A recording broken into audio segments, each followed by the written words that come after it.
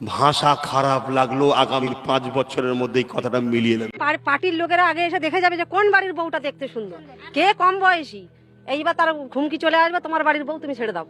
তুমি স্বামী হতে পারো, কিন্তু তোমার কোনো অধিকার নেই। মানে নিয়ে চলে যাবে রাতের পর রাত, একদিনের জন্য না। যতক্ষণ তাদের নাম মন ভরবে ততক্ষণ তোমার কিন্তু রেহাই নেই। আমারও একই অভিজ্ঞতা। রাত বিকালে আসতো, জোর জবরদস্তি করতো, মহিলাদের তুলে নিয়ে যেত, নিয়ে গিয়ে ওই রাখতো পার্টি অফিসে, তারপরে ভোরের বেলায় ছেড়ে দিত। আব্বাস সিদ্দিকী তো অনেক অনেক কিছু বলেছিলেন, এই তো শুরু। আগামীতে আরো কিছু দেখতে পাবেন আপনারা। আপনার ঘরের একটা 14-15 বছরের মেয়ে ছোট ছোট কাপড় স্কার্ট পরে স্কুল থেকে আসবে, কোনো একজন সাহেবের নজর পড়ে যাবে, পিছু পিছু পিছু পিছু গাড়ি নিয়ে বাড়িটা দেখে যাবে, রাত্রির 10টায় এসে দরজায় আঘাত দেবে। কে?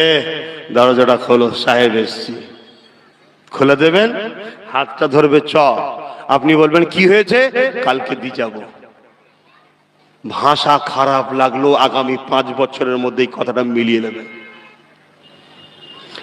যুবক, ইসলামের মান্যওয়ালারা, তোমার নবীর বংশের ছেলে বলছি, এ চোখ যা দেখে, এ দিল যা বোঝে, তুমি বুঝতে পারোনি, দেখতে পারোনি, তাই তুমি আমার বিরুদ্ধে দালাল বলেছিলে আমাকে। আজ তোমাকে তোমার মালিক দেখাচ্ছে একটা একটা করে, আগামীতে আরো দেখবে। এর সমাধান কি আছে বলো?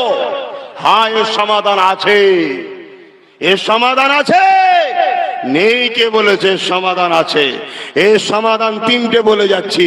প্রথম নম্বর হলো, প্রত্যেকটা বাপকে, প্রত্যেকটা ভাইকে, তার স্ত্রী, তার বুমেকে হিজাবের মধ্যে আনতে হবে। সর্বপ্রথম রাসূলের সুন্নাত অনুযায়ী, জীবন আদর্শ, আল্লাহর হুকুম অনুযায়ী প্রত্যেকটাকে আনতে হবে। 1 নম্বর সমাধান।